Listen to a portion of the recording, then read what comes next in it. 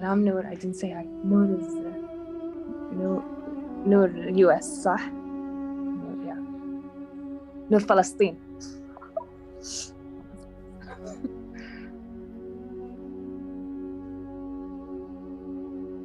Bismillah, Assalamu alaikum. Peace be upon all those who have arrived today into the Divaan where wine is the way, and we leave our mind at the door and we enter only with our heart. And this is a place where we consider as sacred and as a place where we can share and hold space for one another's hearts. And we're very grateful for the presence of everybody here and all those who have been joining us along this journey of the soul.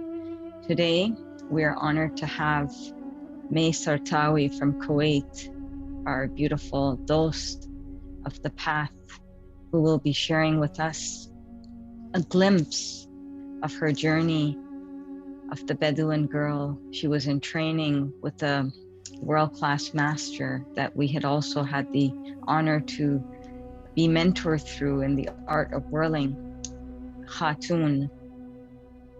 And May will be sharing with us elements of the journey of the Bedouin girl, and we hope to learn and simply just know what this journey that she has experienced is about. Bismillah. Bismillah. Thank you, Alicia. Thank you, Khatun. Thank you for your presence. Alhamdulillah. Just last week, we ended a 9-month course about the Persian nomad girl. The Bedouin, Koli, that's what it is. Koli is present within all of our histories. And what was beautiful about Khatun Zainab's class was that she was giving us ways to find our tree which is rooted in our ancestry and which goes up to the skies and the cosmos, which is rooted in our body, but also rootless with all the dreams we have. Well, inshallah, that we are able to learn, I guess with the Khatun, it was through our bodies, through Persian dance, and learning first what was beautiful about it being centered in Persian culture. And a lot of Sufis, I think all seekers end up being drawn to Persian culture. Allahu A'lam, I'm sure there are many places in the world. It's because of mythology always showing us that good prevails over evil. There isn't a worship God. There are many gods, there are many spirits, and there is evil, but good always prevails. And the nomad girl carried that through her journey. She experienced a lot of loss. She saw her tribe get massacred. She never ended up with being with her beloved, even though she, like Rumi says, you came, by seeking love, you became the shield. You went straight towards the arrow. And that's what the story of the Persian nomad girl is about. So the story starts with a girl who falls in love with a prince because she lives in a tribal world. She has never seen such exuberance from a guy on his high horse, his beauty, his caliber, his ability to guide, and whatever she saw in him was different than the beauty of nature that she was already in. She was already in romance by creating through nature and being with the warmth of her tribe. And she hasn't been exposed to anything. And the first thing she's exposed to is this vicious love that makes her so restless. She can't even stay at home. She has to go to the castle and declare her love to the prince she only got a glimpse of. And she tells her friend Layla, I'm gonna go tonight. And you find this out later, but Layla's her confidant, like she's her very close friend. And she goes there and she she wears the abaya or shawdar, because that's traditionally, tribes, when they go from place to place, the women cover. But then in the court of the prince, she removes the shawdar. She starts to say all this love. She declares her love for him and how his scent has made her lost. He's awakened something in her, and she just needs to be with him. And first, let's talk about the bravery of doing that. Is it bravery? Is it your mind or your heart? Like, where does this bravery come from? Nowadays nobody would do this. Everybody's so afraid to look foolish, and and they have reason to, because she ends up being imprisoned. He calls the guards and he tells her, go take this foolish lady to prison. Who does she think she is? So from her perspective, she's deeply in love, and from his perspective, she's just an egoist who's just showing off, who's just dancing and saying all this romantic, all these fancy words. So as a prince, for him, that isn't love. That's we're talking about the nomad girl we just started.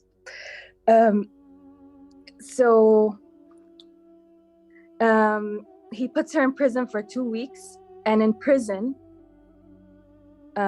this is her internal journey too. So she is even more in love. Instead of being what's the word, repulsive, or instead of hating him for putting her in prison, her love is so unlike what he thinks, deep. It's not just his love, it's a deep love, and knowing that it's not him. She will show you that she knows that this love that he is inspiring is not only him. So in prison, she's dancing more, she's even more drunk, she's more melted, and he walks across and he hears her. He says, okay, this girl may be serious. So he lets her out, and of course she continues, she's leaking. She can't stop, and he's of course entertained, but nothing more. He looks at her, he walks around her, he tells her, rest here tonight and tomorrow leave. There's nothing, she's like, but I love you, and then that's when he tells her words mean nothing. Love is stability. And it's interesting now to see what stability means in her story. The person she's supposed to be stable for is not or that she feels the love that she thinks she has to be present for, but by being in the castle, taught her what is the stability of love in his absence. So when he's gone, she sits under the stars, and it's the stars that speak to her, the stars that fall in her lap, the stars that she calls out and says, you've been gazing upon me. And like any Bedouin, they look at the stars to guide them. And she doesn't wait for him. And even though she wanted to stay and wait for him, she leaves and she goes back to her people. And journeying along with this loss, of course, and this grief. And he tells her, you're just sad because you're in prison. She goes to her tribe, where there's an attack. And Layla's husband is dead, and people have been lost, and their tents have been wrecked, and all their pasture, all their livelihood. And Layla now lost her beloved. So you see Layla, how she deals also. So there's the nomad girl archetype who's really in a dream, and her dream awakens her to another dream, which is having a secret garden of this love that will never be. So is it real or is it not? This love, she has to keep a secret, because nobody knows of her going to the castle and her being humiliated for weeks, because she comes back where everybody's already going through grief, and she has to be there. And she doesn't have to be there, but of course they're her people, and she's there. And for me, what I really loved about this part is that she had to become the leader of her people. She fell in love with a prince, even if it was just her soul became connected to her, because later in the story you see how that rootless tree is actually still in the stars. Because I don't want to, I could tell you the whole story, but in the end, when she's about to die after not being with him, even though there's a situation where the prince comes out looking for her through his soldiers. He sends his soldiers and he has a letter and he wants to find her, but everybody's covered. It's not like it's easy, you know. But then she comes angry at how they're treating her people. They took away their goats, they're cooking, they're just humiliating people. So she goes to him. It's just so when she goes to stand up for them, because they're eating the goat, they're cooking the goat of a person whose only means of living is this goat, not food and for his family. So this is really, it's really cruel. Then they say, oh, they remove her face. I don't know how it would have looked, but whatever is covering her face, and then they recognize her. Oh, who else would have this bravery and recklessness other than you? Of course it's you, the Koli, the nomad girl who the prince is looking for. And he says, there's a letter for you. And instead of the people, and the people now, they want to know what the letter is about. And instead of turning it around, she gives back the letter to the army and tells them, go back to your prince, and that's it. So she sacrificed this love that she knows is within her, and she feels deeply to, because I don't know how you have to think about it. The soldiers of the prince are not welcomed for her tribe. So she was not meant to be with the prince for a reason, because her strength is what the tribe needed to get out of that massacre and move and immigrate and find art and it's all in the mythology, and weave and Persian carpets and celebrate Nowruz and bring back all this culture. And deep in her heart, she left that love that imprisoned her, really. But for her, she knows this is the imprisonment of Allah. And the story connects because in the end, when she's about to die, she looks at the stars and she says, there's a connection between the trees, that us being trees, and each branch could be our ancestry. And she's looking up at the stars, and he comes wanting to be with her now, but she just wants to be with her true beloved. And she doesn't answer him when he comes while she's about to die, which is shown as a prayer. Like, instead of prayer being you worshiping God, prayer being you entering death and resurrecting. And while her love finally comes back years later, more than 20 years later, and he tells her, well, I'll compensate for you. You know, that night when you were waiting for me, the stars stopped showing. There was no more light. So even for him, all this secret garden she had was real, because he was feeling the same thing.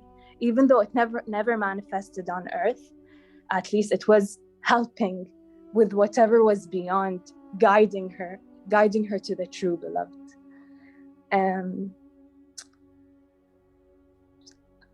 But the story of the nomad girl, Khatun, the way she taught it was, each one of us has that, and each one of us will see that in our lives. And how can we think of that through our people?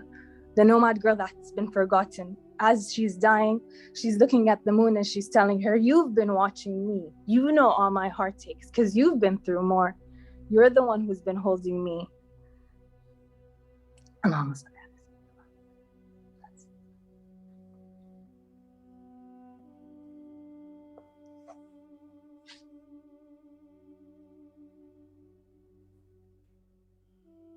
So this was, thank you so much for that telling, for that sharing.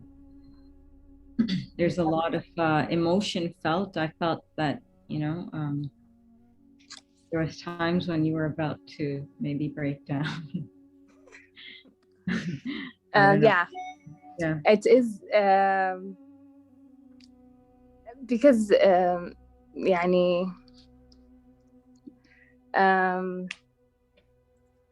the things that she learns are bitter.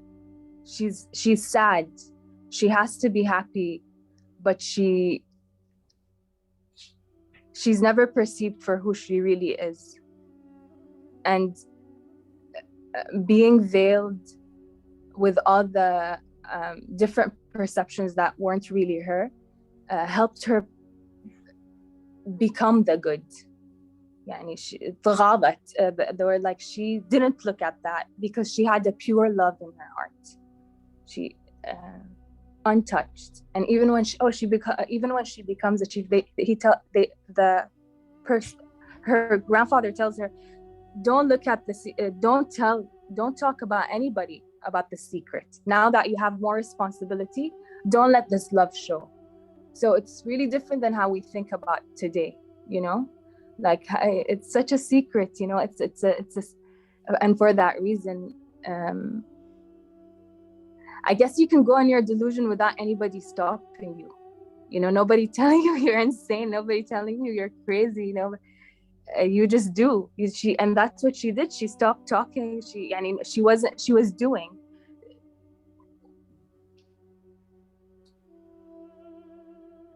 So is it also like is it a story also about duty in relation to love? Because I sense there are so many layers of love that come forth from even the small portion you shared. There's a love for her tribe. There's a love for, you know, obviously the prince. And then she's kind of, I don't know if it's a choice between them, but there's definitely layers. Yes. I think it's a duty for her to choose the good over her personal, what he told her, like stability. Love is stability. So maybe that was training for her to gain stability. You know, that, and she's good. Like that's what's beautiful about the Nomadic. She chose good. Like she chose happiness, spreading light, seeing the colors, observing nature, healing with nature. She didn't ignore what she felt at the same time. That's the beautiful. Maybe she picked both. Maybe not in this world, and she had that baby, and that maybe she'll see in her death. I took her to her death, really. That's how she died. He was next to her. Subhanallah.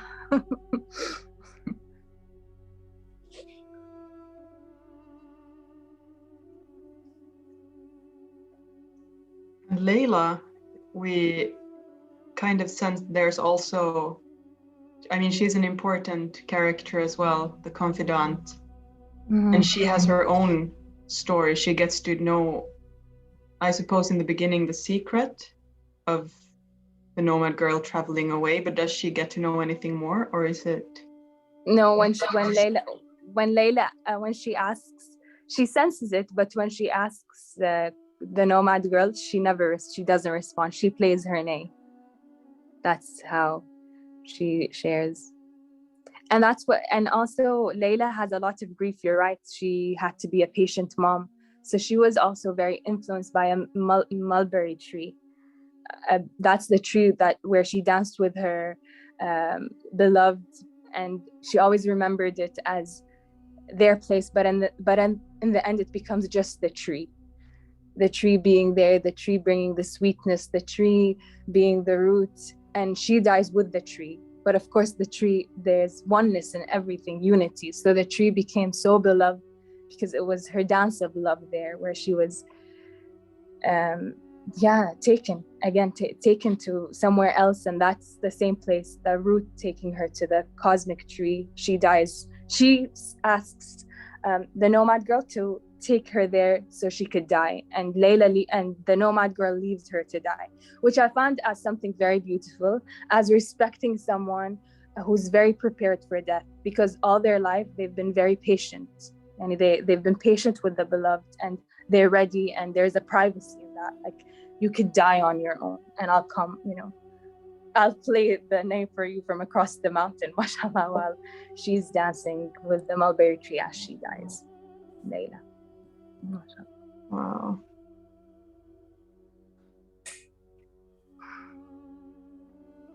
There should be a movie about this. But it's a dance, and that's It's It should be a movie. Oh, it's just so beautiful. mm. That must have been an intense 9 months of sojourning on this, with the story and the parallels and. Yeah. She definitely was alive for every participant. And there are things that we go through where you don't expect them. And what I loved about the Nomad Girl, which is something I hope I learned from her, inshallah, is her dignity, not crying, not like crying, but not dwelling. Not dwelling, like she's not a victim of herself. Just that. And honestly, at some parts I moved away, but because of the timing. It was hard because it was during work hours, but maybe it was something that, it's a deep story. It's a very deep story, and there's a lot of things around us that we don't understand. For example, carpet weaving, just how much that means, like the stories they put in a Persian carpet and what it represents and carries, how it's related to Ahl al-Bayt and Hussein and these myths, and why Persia is so interested in Shiism, because it's the way they think. It's like these archetypes, they're not just stories of people, they're also relevant to different things they associate in nature. For example, there's a tree with the red what do they call it? The red thing inside the tree, the liquidy thing inside the tree. The sap. The sap, yeah. It's red and it's in Yemen. So interesting. I think it's the dragon something tree in Yemen. And they say that there's a story of a King Rusam, the Persian myth. It's really famous, but it's similar to like it's similar to Imam Hussein's story. Like the person who's sacrificing himself for truth ends up being really brutalized to death and hated amongst his people. Nobody knows who he really is. And that tree, they say the dragon, when he died, he was resurrected as that tree in Yemen, the with the red sap, which is subhanallah, like how everything, there's a spirit that's still very alive in the way Persians see things. And it's not, and that's why when Alisha told me what's the theme, I was like, when you don't worship God, they're not worshiping God, they're living what Allah is revealing to them, and they know it's God. So yes, I'm thankful to God. That's what I saw. I celebrate God. I'm patient with God. But I don't sit and I worship an external God. Like so for me, I wish I could do all of these things. Bصراحة, I always feel like I have to do something with the Nomad Girl. I hope sharing her story is enough. But all of us have Nomad Girls inside us who have been brutalized and who have been killed and who have been humiliated. And maybe some are like the Nomad Girl who go through it and make the most out of it without dwelling over loss. And that's what we need. Like, what, in your experience now after this, both being a poetess and a dancer, how is it to live the story through your body as opposed to from the pen or whatever means you use to write? Because I can imagine it's very physical and brings it probably very close in a special way.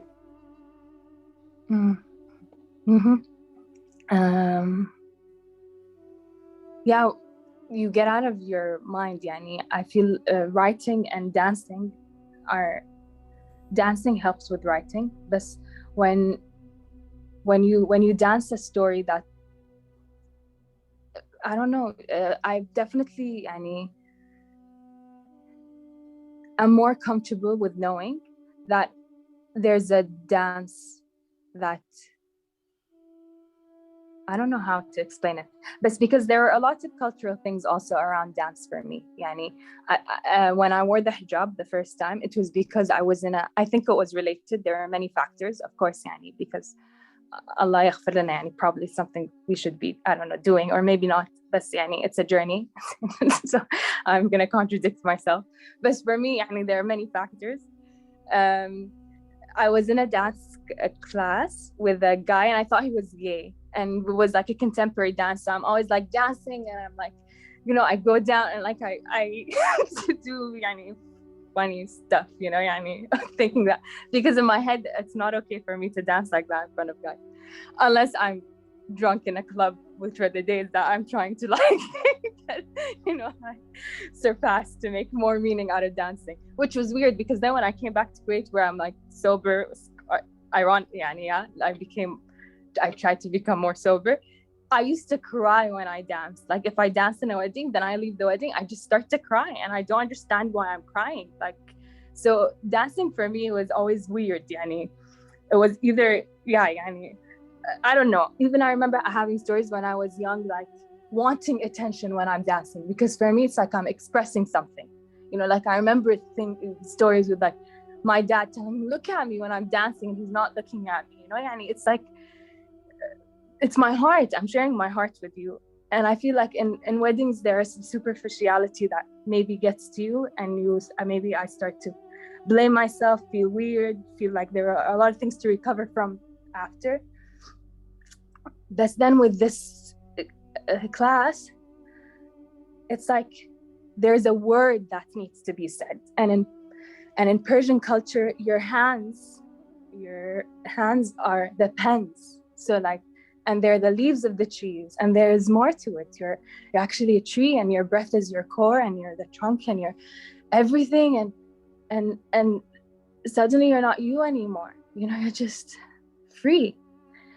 And I feel very comfortable in having meaning in dance. Alhamdulillah. And inshallah, it helps me deepen like presence. Alhamdulillah. Wow. Somatic healing. There's a lot, with the movement. Yeah, somatic. That Right. basically. Yeah, you're right. Similar to even, I think there's probably not enough research, but even the whirling, I mean, there's a lot of healing that takes place through movement. Of course, we know that, but traditionally too, the dances that are there. And it sounds like such a deep, metaphysical, spiritual knowledge behind all of this, the way you describe it, with the kind of transfiguration of the body as we may perceive it in kind of relation to society or our own stories, and then this tree you describe, and how in the same way I just thought about how, Alicia, you've been mentioning poetry as a no judgmental zone and just becoming the vessel. It sounds like exactly that same sort of sense of releasing any ownership of the body. Yes, exactly. Yes. Letting it speak through you. Exactly. And there's a lot of healing through it, because when you remember a story and then you dance with it, it's no longer, it's really a reverence to something. And what I didn't like about dance was when you don't have meaning when you dance, even though everything has meaning. But I mean, dance is so it could be so, when you're alone and you hear a song and you dance, how different it is when you're not with people. So how can you make that presence only with God all the time and hear the story? And I think that was hard for me also, to be in classes. And I think that's why you whirling itself like makes you lose your mind. Like then it becomes a dance of not just you, even the people with you, they're dancing with you, and you're aware it's an internal and an external thing. And dancing, Sufi dancing is different, because you're not just interacting with you. You think it's a dance between you, but you're really supposed to bring in that presence.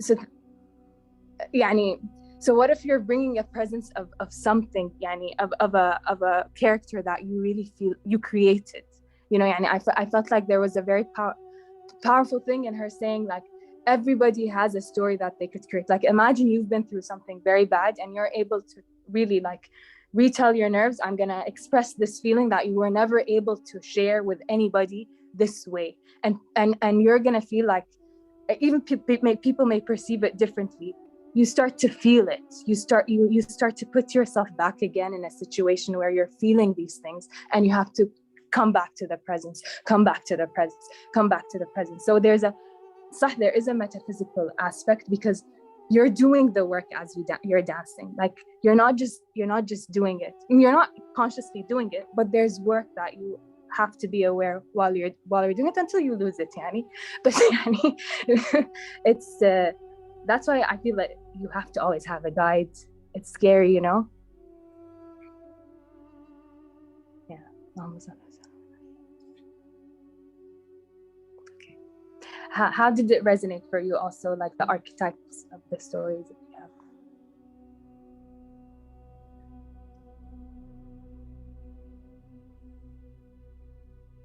The floor is open. If anybody wants to respond to that, we'll mute ourselves.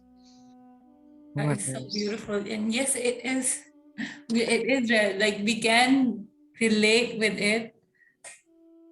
And it's very hard to embody these emotions especially when we got in touch with Khatun. I was like, every day she's carrying really emotional characters and playing them out. So for me, it was like there's also an emotional turmoil into it. And today, the way you explained it, it looks more like a cathartic feeling, but still you are embodying all those emotions, and then through art releasing them out. It's a huge task. It's beautiful.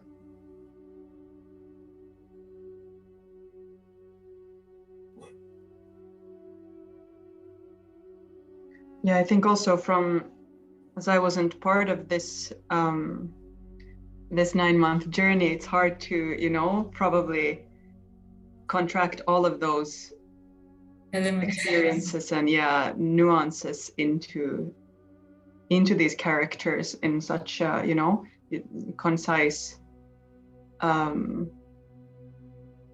frame. But I feel obviously there are themes that resonate very deeply regarding, I think there's something so novel, or I don't know, it's not like it's new, but it's just untold, I guess, in maybe it's the Western society, maybe it's the modern society in general. But what you mentioned, May, about like keeping this great love secret, how that's so, I don't know, it's not like people talk about that. And also drawn, of course, to the theme of what does it mean to do what's good? What does it mean to, I immediately, of course, translated that to duty, because I think that's inherently what duty is about. Like, what does it mean to do one's duty? And when one is faced with multiple decisions, how does one choose? You know, we have the heart, the innermost like heart, and then we have so many other layers, and all of them are speaking. And how do we navigate that? So of course, in that way, the nomad girl, I guess, becomes the archetype of, you know, the one who listens to that innermost voice.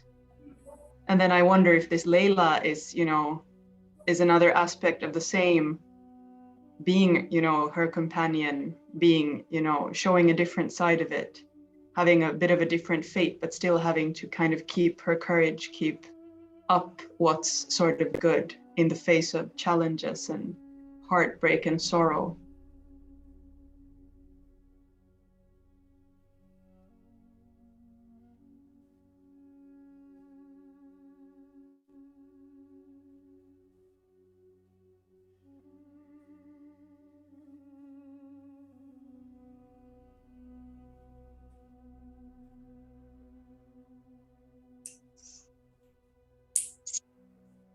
Were you, Mehtab, also part of this journey? No. Okay. We did the Sema with Saida Adisha. The Sema journey with Khatun, the Sema dance. Even that was so hard. Yeah. A main takeaway also is that how like the Bedouin girl embraces her culture before يعني a way to really save humanity generally is to embrace your culture. Like we live in evil, you don't like that, Lisa. No, I was like, I was listening, fascinated by what you were telling. No, it's I remember it was Allah subhanallah. It was something a couple of years ago that Alicia started the Hijri year with, which is very true. يعني more like, but for example, with Palestine, with any country, because most countries and most cultures have been dominated by a capitalist monoculture, يعني. And when we were close to nature, we were closer to the truth. Religions ruined more than they helped us. Prophets helped us, but I think religions destroyed us. And I don't, organized or non-organized, بصراحة, religion, just having something taught you before you are able to be given the rope to go through the experience. That's what I mean. Like a rope, and that you go through the experience and you learn. I'll hold you, versus damning you for doing things. Before there wasn't, I feel like there was always, for example, الحين with Palestine and Israel, يعني, they say any Palestinian who grows up says, I'm a fighter, like I'm a fighter. I have they grow up in school, they learn Palestine is mine. They are not warriors, they're in fight. They're not warrior, يعني. They have the bravery of, they have a fright. No, I don't want to, they have bravery, but because it's a survival mode, and us in the outside, like I feel even people who want to help oppressed people, they always feel like, let's talk about the news and let's be, like, let's go riot, let's go do this, let's go. And also that's with the African people, the Black movement, يعني, that I'm not going to say it's unnecessary if it shakes things and help, but is that the good?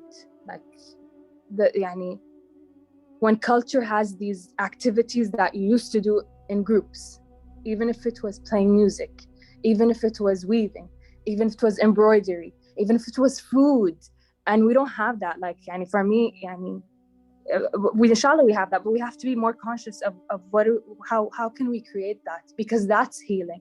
That's healing when I'm able to create such bonds and do good, and then that also preserves the culture. It's preserving by culture. I'm not an oppressed. I'm not a victim.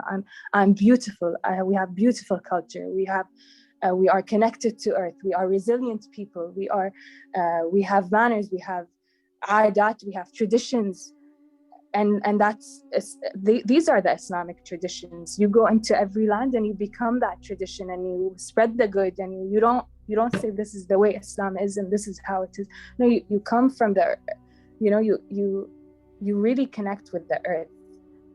And we have to connect with our earth, which is our bodies and the stories we carry, everybody, their culture, and I'm sure anybody on the path, يعني, وانتو أعلم, we have more ancestors in our line that call to us more than others. Like if we make ourselves empty, we'll feel their pull. We'll feel that they're telling us there's something you don't know. Come, let me show you.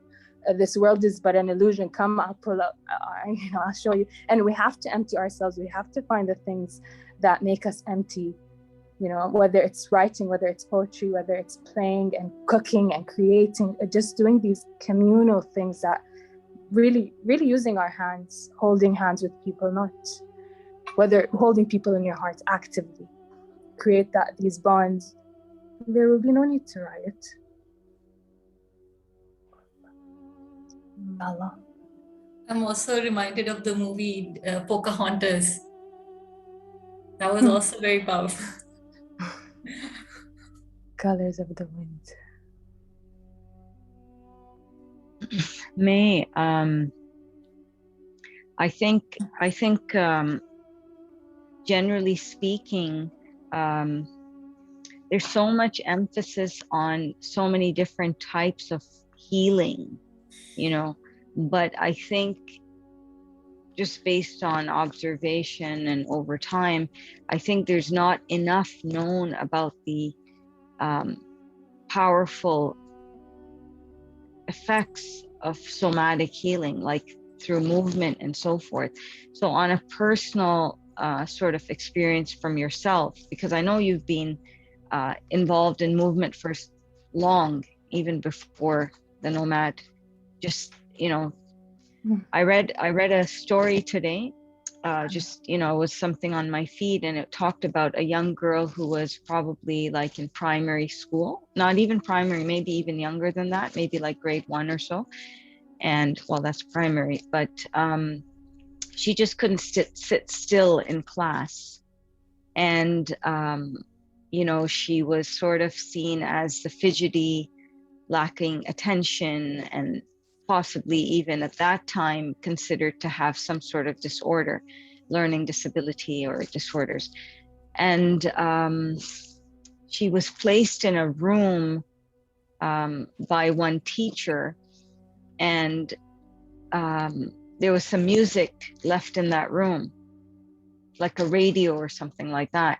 And that child ended up, you know, dancing, you know, when left to her own devices. And when that was witnessed, that teacher said to the parents, why don't you put her in a dance school and give that a shot?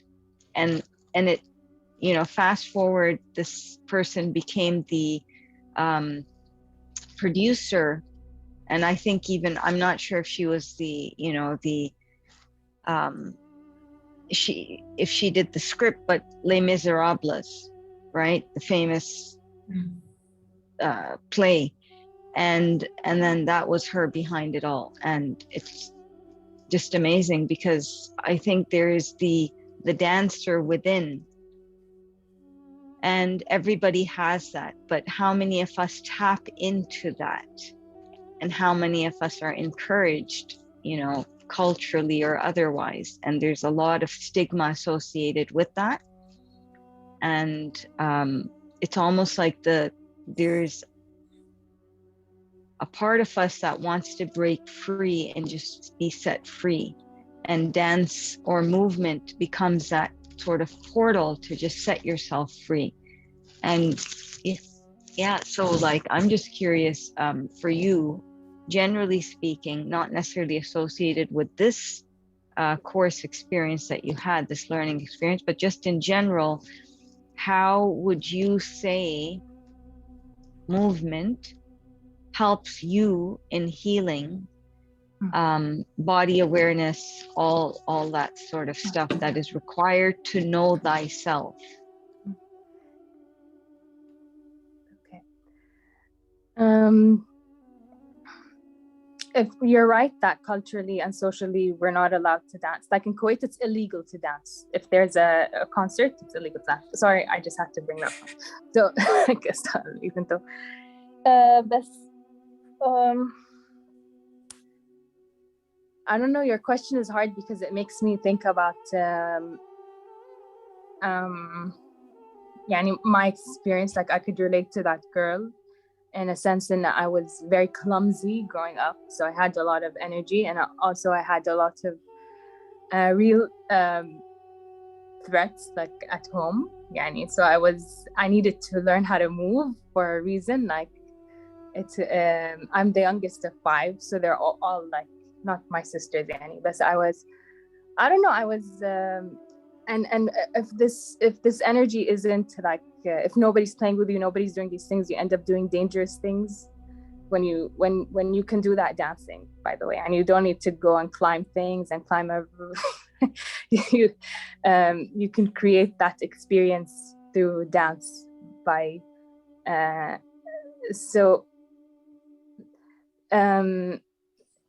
at first, yani, just my body, how it was, I wanted to fight a lot. Like I was always in competitive sports because I felt that was the only way to really yani, have a presence. Like nobody can touch me. And I think that happened when I got bigger. I was 8, so I didn't have that. When my size grew, I started, it's, yani, I feel it's helped. Yani, whenever I was in a social environment where I didn't have support, I found myself that I wanted to do more self-defense, which is, I guess, natural because it relates to like your nerves and what's happening to you. But then with movement, when I started doing yoga and I started having more body awareness, it was really mostly my thoughts that I was suffering with. And it wasn't, yani, I was also, alhamdulillah, whatever you do, you will manifest. If, whatever you have inside, you will see in front of you. So I was around a lot of different people, different women in Kuwait, like with a lot of fear, with a lot, even when you fight, you can't really fight with them. Even me, when I fight, yani, I'm surprised of myself, like the kind of things I have to relive. I had a panic attack once in a belt test, in a karate belt test. Yani, I really don't like fighting. Like the environment for me stopped being a training. It started to awaken, like I could see myself in the girl that was younger than me that I was hurting, and it wasn't fun to train anymore. Like I don't know how to do this. And recently I left karate. I don't know how to fight with ease. Yani, it's not in my nature. So, and I'm leaning more towards dance and that expression because I can create them. Yani, now I can kind of go back to that young girl and tell her you don't have to fight anymore, and that means a lot to me. On a not just on a personal level, it means a lot to me if I can calm my nerves and calm everything, and even when I have really disturbing thoughts, tell myself you could be calm, and then use music to put me in that and be my exercise and be my release and be my everything rather than fighting. So it helped me, Lena. It made me more aware that I don't why I am fighting, why am I competing, and do I want that? Will this serve me to be what I to see what I want to, like to create what I, how am I going to align an external reality if me myself, I'm still in that mode. I'm still around competitive people, I'm still around people who do sports and think about fitness and think about their body. Yani, many things started to change, like even my figure, what it means. I want to eat more, my health, it's changing, like so I'm that's I hope that answers the question. Yeah, alhamdulillah. Music, just listening to the music and the vibrations, all of us, you're right, like it's, our cells are moving, they're vibrating to the music. All we have to do is let really, and breathe, and I mean, may we heal, I mean, all of us.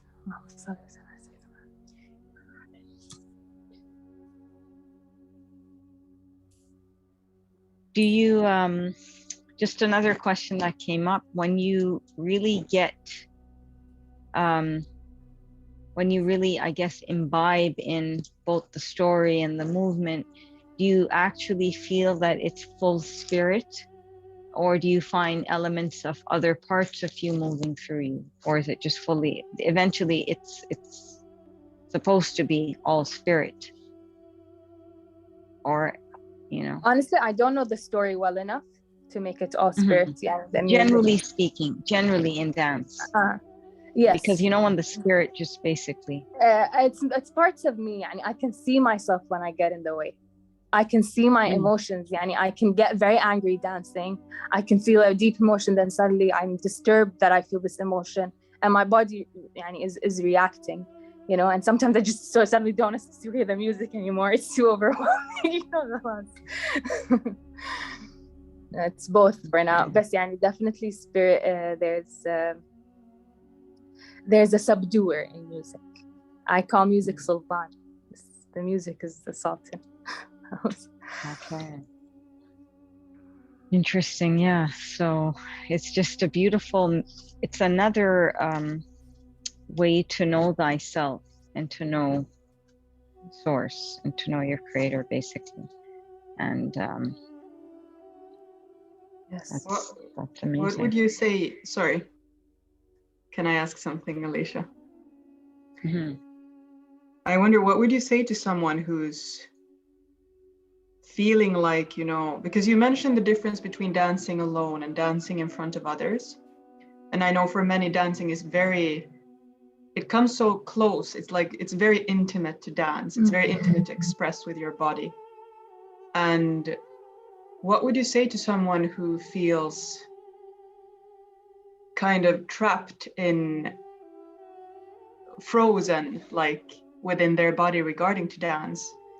In the same way as people can explain they have, you know, they have a writer's block, they can't pen something because there's so many expectations or ideas of how it should be, and, you know, judgment, I guess, mainly from within. Even if you're just, you know, wanting to dance for yourself, but you're unable to, what would you, you know, have as advice?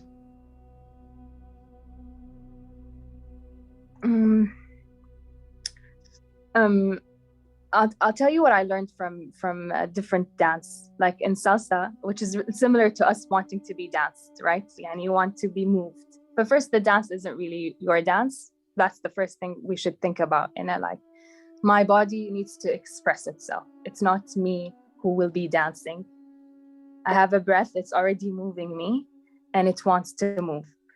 So I found this very interesting in salsa. When a guy wants a girl to dance, but she's rigid and she's not opening up, what he'd do to her is twirl her. Like he'd spin her, like let me spin her back, forth, khalas, then I know I can lead her. So this is an interesting way to see, that experience was teaching me about following a lead and letting go, like surrendering, which I couldn't do. So it was interesting that the same spinning was what was needed, because when we spin and breathe, we're aligning ourselves to the source, and we seek to transcend that self which says you can't do it, you're rigid, you're my. And closing your eyes really helps. Closing your eyes, and just, if you want to spin, or just don't look at your body, like just feel the breath. Really, you have limbs that are breathing, and then that's don't think about dancing, like limbs really breathing, and then when you spin, you're actually gaining wind, and then when you listen to music, suddenly you find yourself dissolved in it, because you're already breathing, you're already spun, inshallah that helps in closing your eyes, not seeing what's around you. Okay, that's wonderful. Thank you for that. Thank you for the sharing. You're welcome. And yeah, we can always have recurring themes with this. Thank you so much. We would like to do a penning, and I don't think I expressed enough gratitude. Yeah, that was really beautiful. I never expressed enough gratitude for you, Sayyida. I'm the one who doesn't. No, seriously. No, Thank that you. was just very beautiful, because I mean, it's one thing to kind of embark on, you know, somatic healing and all of that, but you actually, like, you know, being trained under a master of movement, Khatun. I mean, that's You're the amazing. door. I can't imagine. No, I can't imagine like the effect of, you know, how that must have been over 9 months, almost a year. And that must have been really nice. MashaAllah. Happy for you, Mabruk. And we hope that you keep learning from whatever it is that you have received. And may that open up for us. You know, may that opening come forth.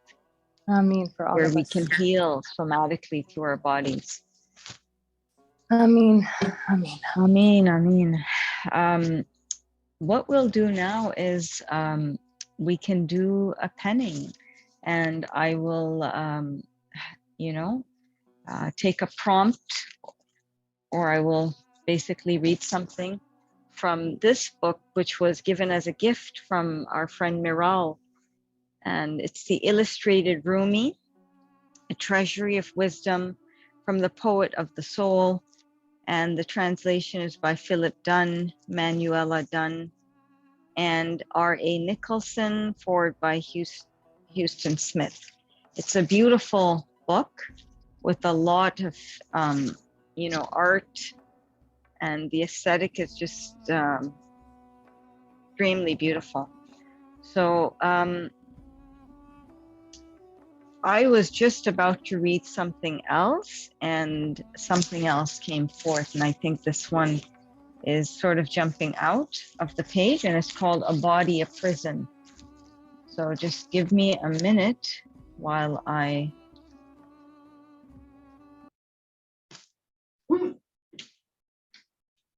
All right.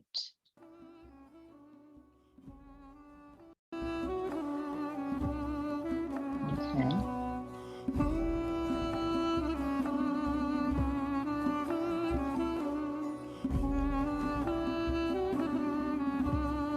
Is it too loud?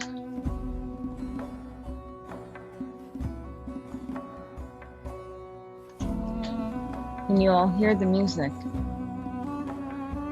Yes? Okay.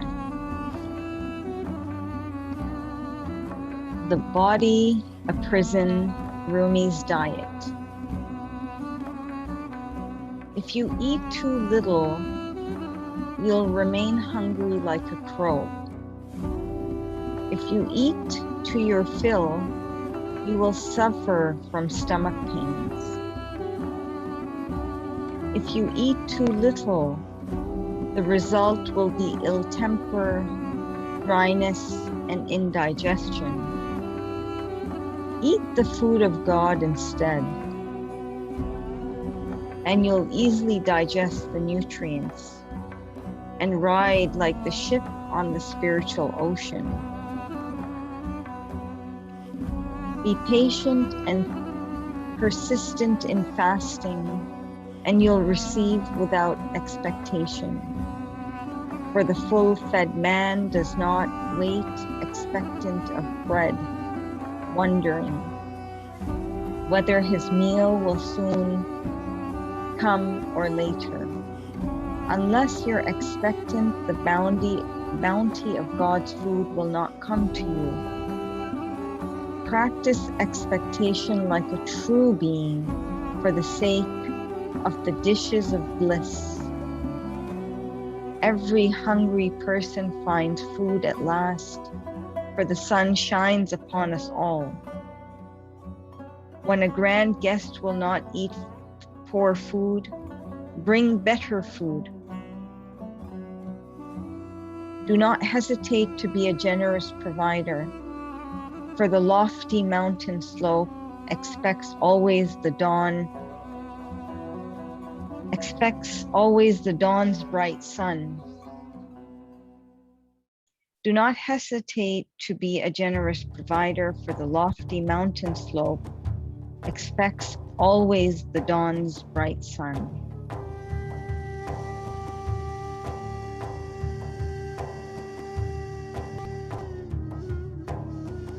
If you'd like to pen on that, whatever is coming forth.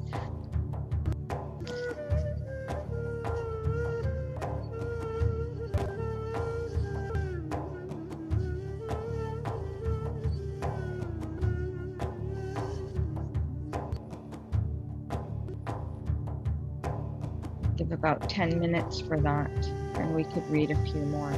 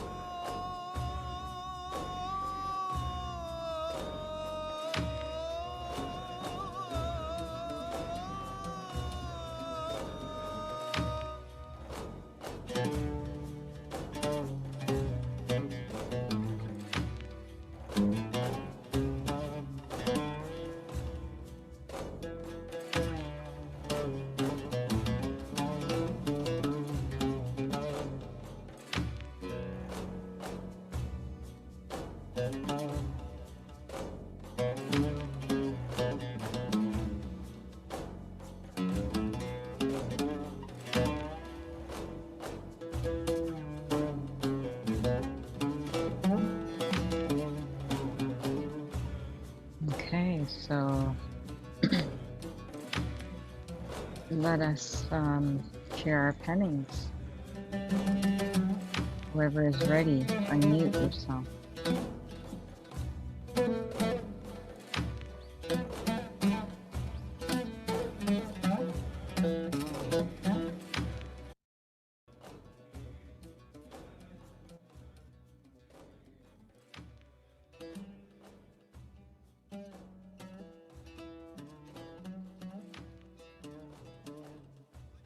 Who would like to take the honor to share what has come forth today?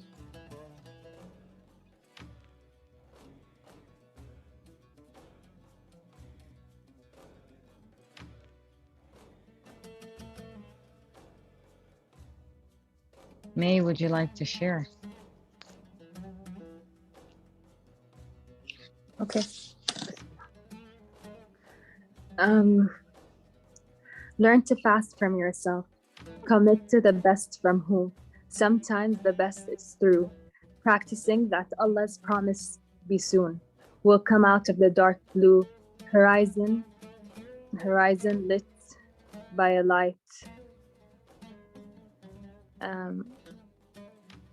Pits and rings of fire. 12-pointed stars gained in a far war between the gods who would have won. Mountainous men they stand, with dawn's sun in command. For the mystery to be revealed, fast. Do not think, do not drink, do not eat. Listen to the nay breathing you, to the road's hug of truth. There is nothing but music. Yet I eat and I choose too. How could I be hidden from you? It is only you given soon. Goodness.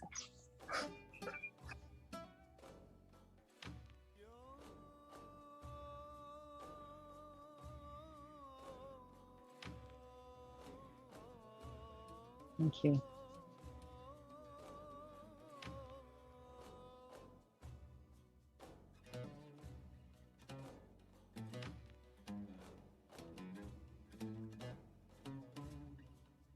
Mehtab?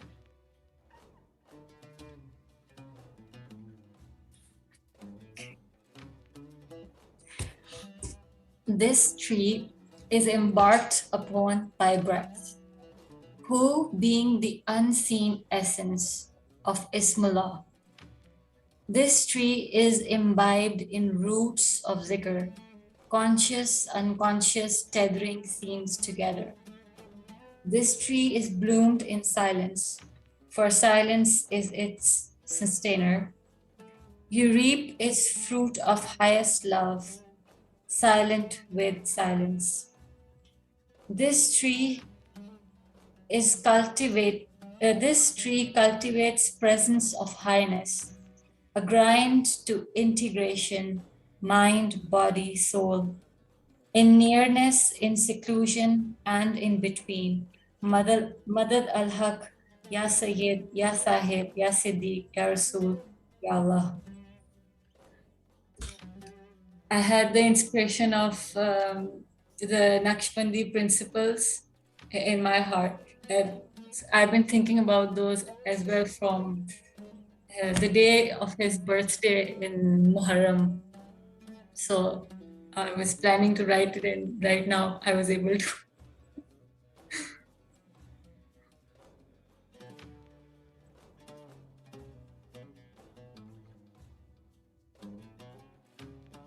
Thank you for sharing and incorporating the Ya Sahib line at the end.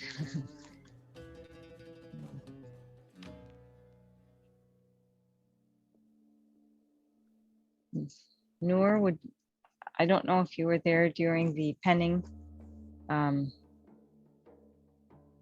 session, but you're welcome. If you feel you'd like to share something, you can. If there's any penning that you've done.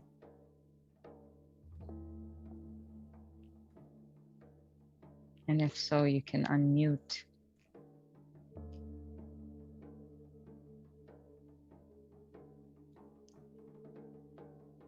Louisa, what do you have?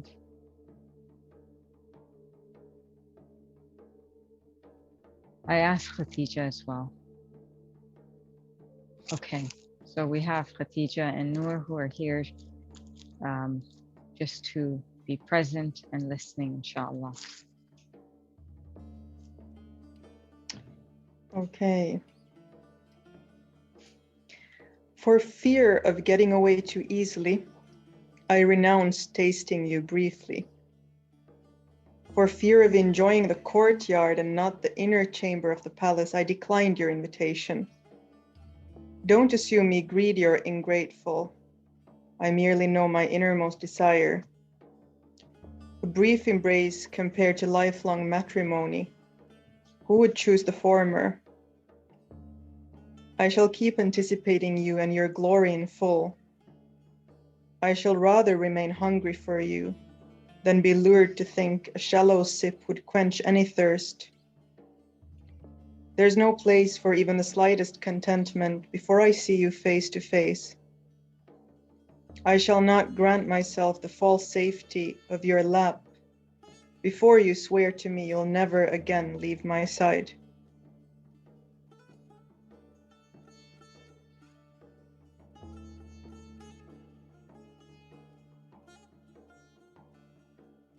Can you read it again? Okay. The whole thing? For fear of getting away too easily, I renounced tasting you briefly. For fear of enjoying the courtyard and not the inner chamber of the palace, I declined your invitation. Don't assume me greedy or ingrateful. I merely know my innermost desire. A brief embrace compared to lifelong matrimony. Who would choose the former? I shall keep anticipating you and your glory in full. I shall rather remain hungry for you than be lured to think a shallow sip would quench any thirst. There's no place for even the slightest contentment before I see you face to face.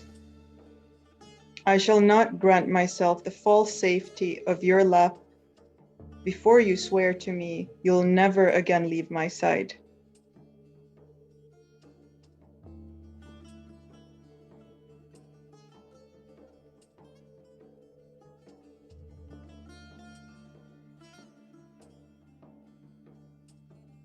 Deadly Nomad.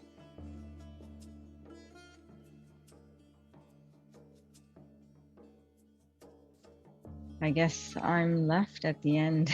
I'll say a few words here. Yeah. Do you know that food no longer has meaning? Do you know how you satiate my being?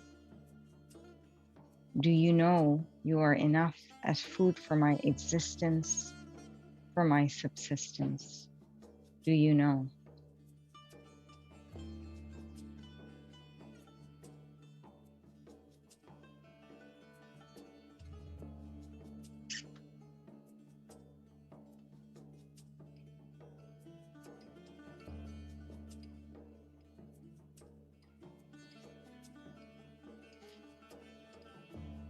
I have another one here from the book, The Quest for Reality. Everyone seeks joy in this world, and on account of the hope comes fire.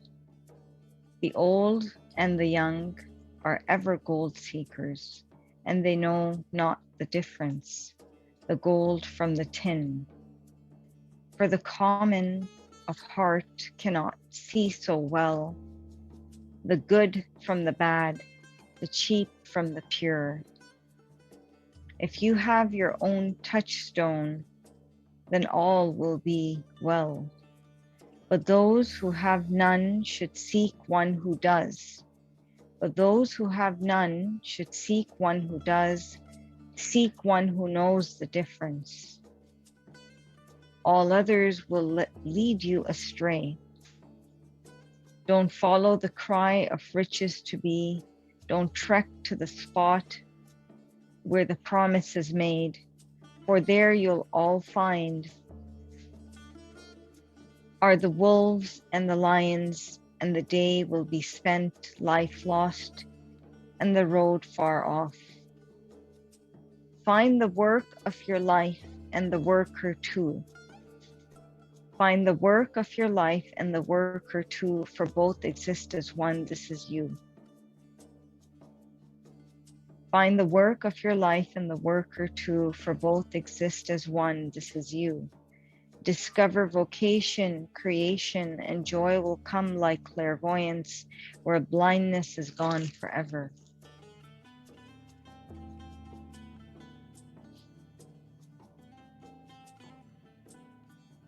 Do you have anything that you'd like to share?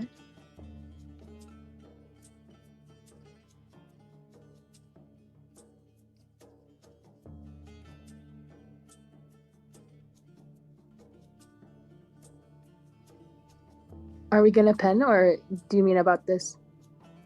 I just thought I'd recite it. If you know, because just trying to check our time. We sort still of have coming half to- hour. Sorry. We have half an hour. It's Yeah, 12, we do, right? right? Yeah. If you feel inspired, we can, pen something or anything that you're kind of feeling inspired to pen. And what I can do is just pick out a few here and read along. Maybe we have a few moments to pen and I'll just recite, if that's okay. Or what do you suggest, Louisa? Personally, I have a bit of a hard time listening and at the same time penning. Okay. But if you have something more you want to recite, then that would be... No, that's fine. We can... Could you please recite? Yeah. Instead of us writing. Okay. We can then write as a homework and then share in the Divaan. Yeah, sure. After the Okay.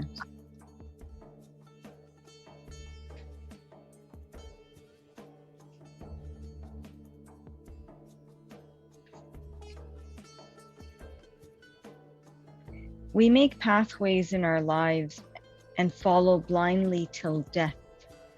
Pride lifts our heads, blinding us to all but the stones we stumble upon, till fate brings us down with a sudden blow. The plundering moon came down to me last night. Be off with you and soon. You're not welcome here tonight. The departing moon cried back to me, your crazy ways will make you soar. Great fortune you'll see not. Remain behind your door. Wanting always something more brings slavery alone. Seeking heaven outside your door will turn your heart to stone. Seeking heaven outside your door will turn your heart to stone.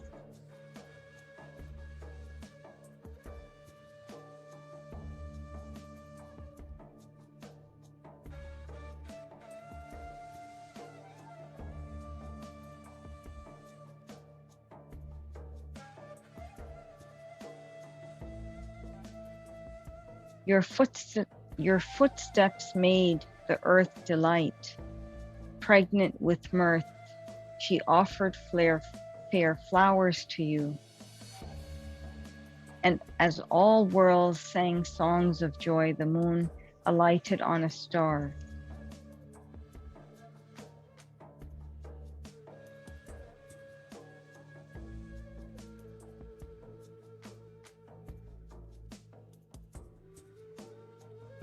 Is there any particular book that anyone is reading here in connection to poetry?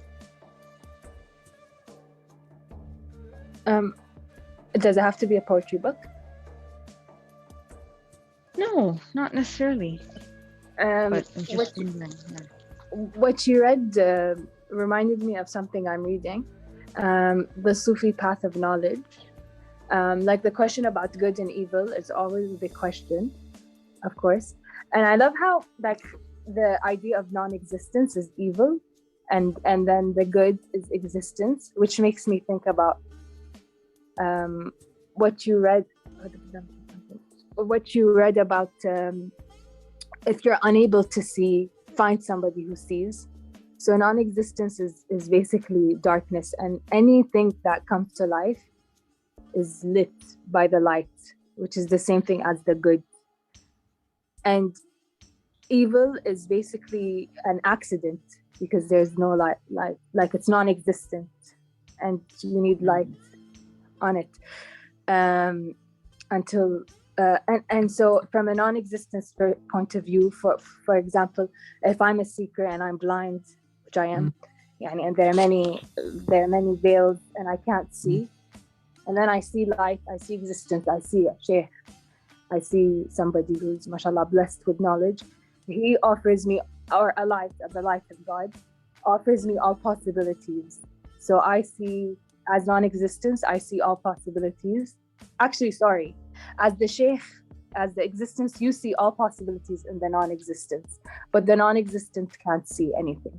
He needs the existence to be able to come into being and not be evil. And that reminded me of the verse you read, which said, if you can't see, then be with a guide until you're, inshallah, Allah blesses you with an opening door, Exactly. Yeah, I mean that itself is the activation. That's the secret, and that's that becomes a necessity. And I think that's in every area, basically. I just because we were, already because of the theme here, and based on what you shared.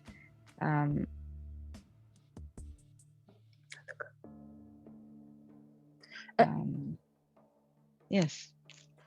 Just one line so I can be any more clear. It's clearer than what I say it. Whatever reaches it from non-existence is gazing upon it be, cause it is a possible thing. So to that extent is the evil which the cosmos finds where it finds it. So from one perspective, you give me all the possibilities, but from our perspective, light gives us whatever reaches it from non-existence, gazing upon it, because it is a possible thing. So existence, the light, sees non-existence as a possible thing. To the extent is the evil which cosmos finds where it finds it. So I don't know how I can write for you hence when the possible thing looks towards its existence and its endlessness, it becomes happy through the fact that it is existence's companion. But when it looks upon the state by which it is qualified and which has no existence, it suffers pain through witnessing it. So, and if I see myself all the time being non-existent, I won't feel, I'll dwell on my state. But when I notice that there's something gazing upon me with all possibilities, I become a possibility to exist because of that light shining on the darkness. And that's how good is good. Like Martin Luther King says, it is light that moves away. It's light, you need light to remove darkness, right? That's all darkness is. The absence of that existence. It's non-existent. Evil. Oh, sorry, go on. I just wanted to read it because I don't feel like I put them. No. Yeah. Well, nothing really. I mean, just sort of reflecting on that and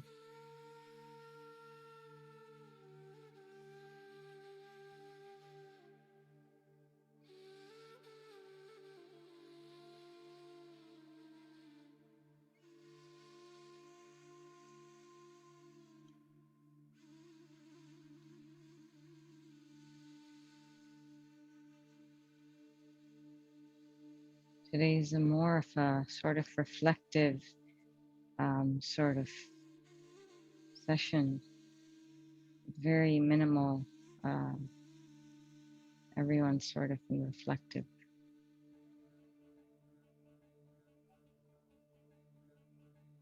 How would you all feel about penning a last thing? If maybe would you want to recite something for us, and then we would pen one last penning? Yeah, sure. If everyone is.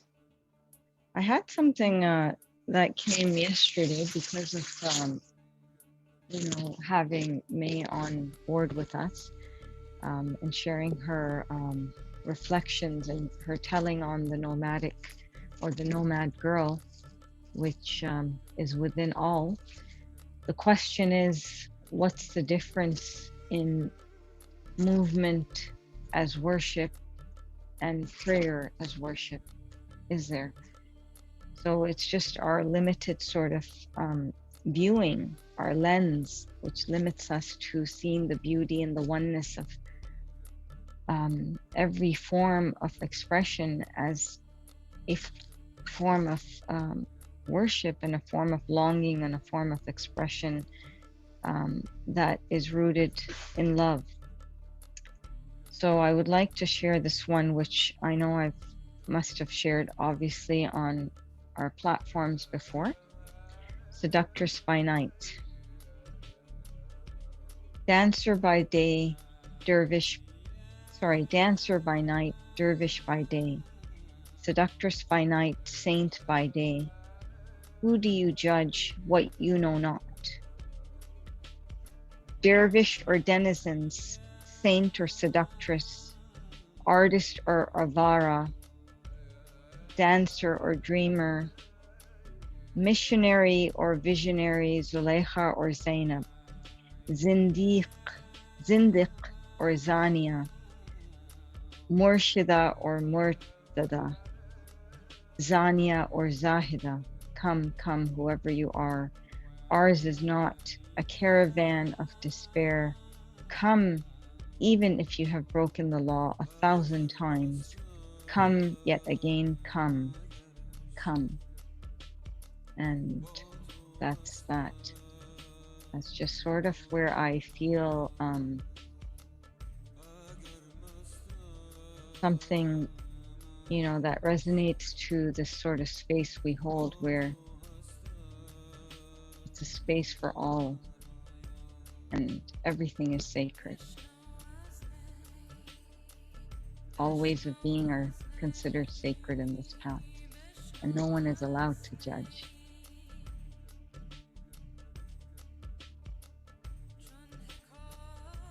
So whatever you're feeling inspired to, a previous reading, this, anything that's coming, let's have a closing penning, and then we can share that.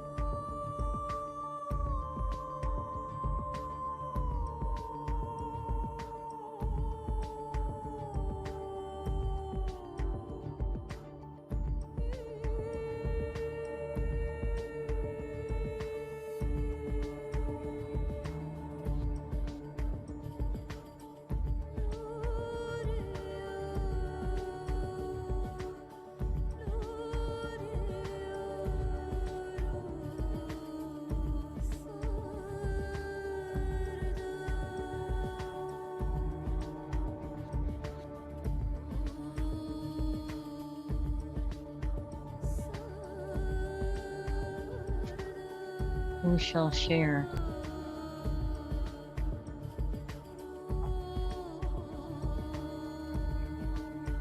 How about you go first this time? Oh.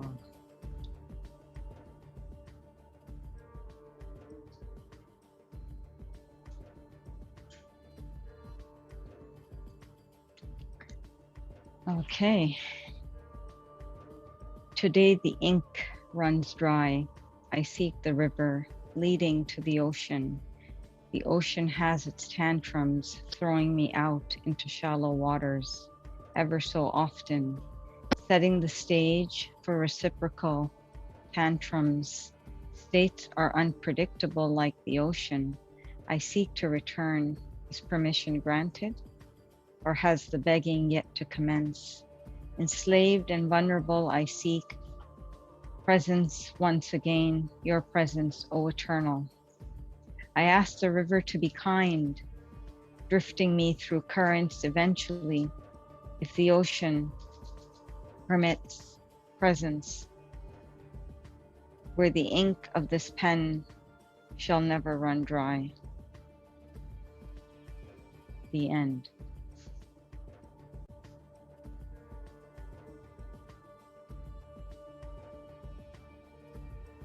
That's it.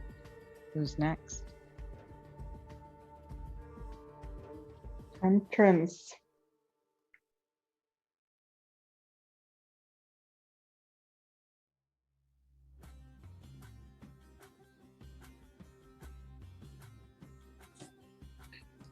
I can do it.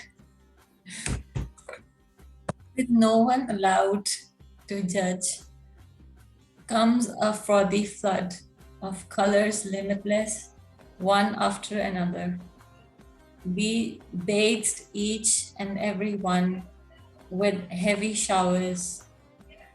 After the splurge passed, a rainbow race emerged of wonders and miracles. One after another, God sent more gifts out of happiness. A vision overcame, all transparent, engulfed in light, love recognizing nothing but hearts beating, for none but one.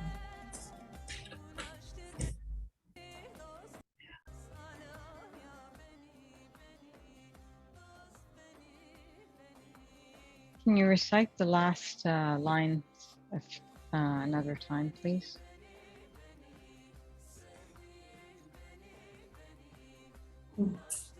Vision overcame, all transparent, engulfed in light, love recognizing nothing but the hearts beating for one, for none but one. Unicorn world, the title. Yeah.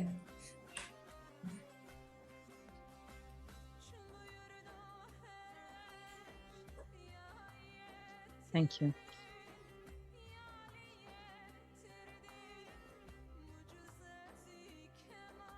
May.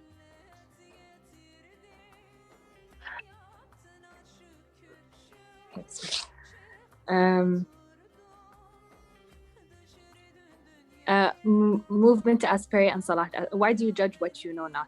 Sweet like honey is your being, the octagon rejuvenated by bees.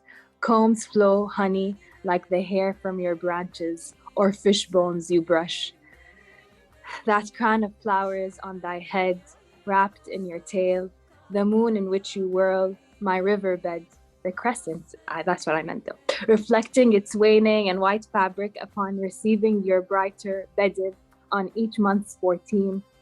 Remember our exclusive tents, planting songs and drums defend the good and scare off the snare. No, that is not your life.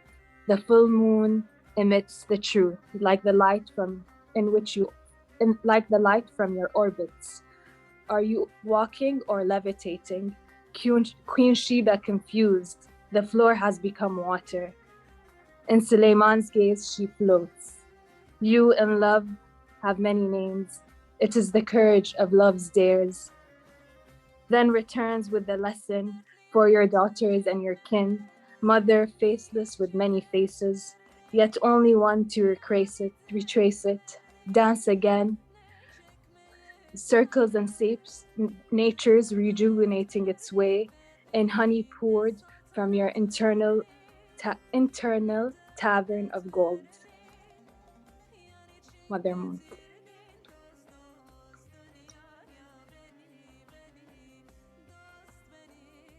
Queen Sheba confused. Levitating.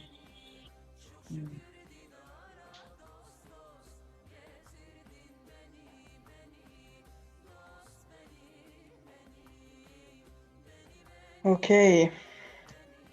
Now I'll come and blaspheme here.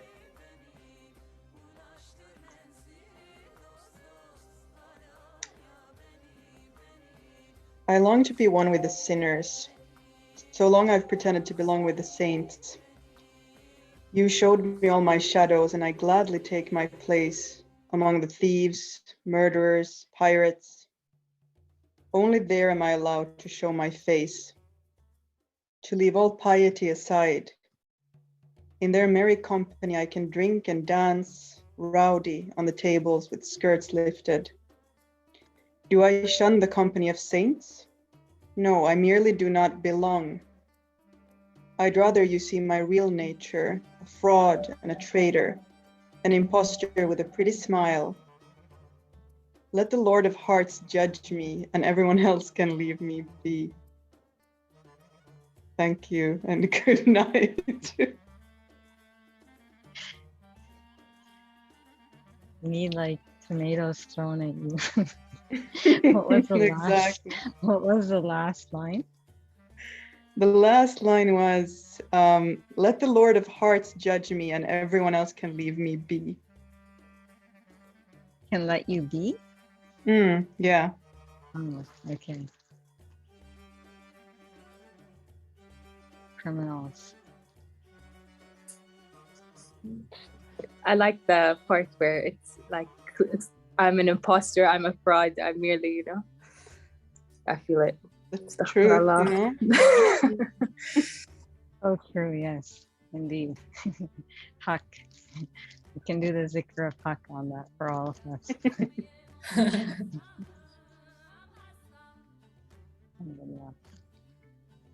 That's good. May our prayer be to be with all. And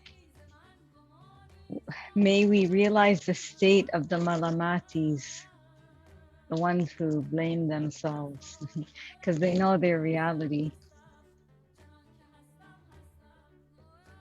It was known that the malamatis, the Sufis of the past who were so raw and real, they would despise even being seen with the rosary because, that's just right there, giving a telling that, I'm pious, I do zikr, and inside it's another situation. So they would reappear if that was ever seen with like, a bottle of wine or something like that, or something very outrageous that would really delete any sort of impressions of piety and devotedness and whatnot, and all the, the range of the good. So yeah. Yeah, may we all have a guide who shows us, how crooked we are. The guide must be crooked herself to be able to show that. Can't have like, straight shooter, straight path type. Do we agree? Do we all sort of agree on this consensus? How could one show the shadows? May is a bit doubtful. May is a bit Indian headed right now.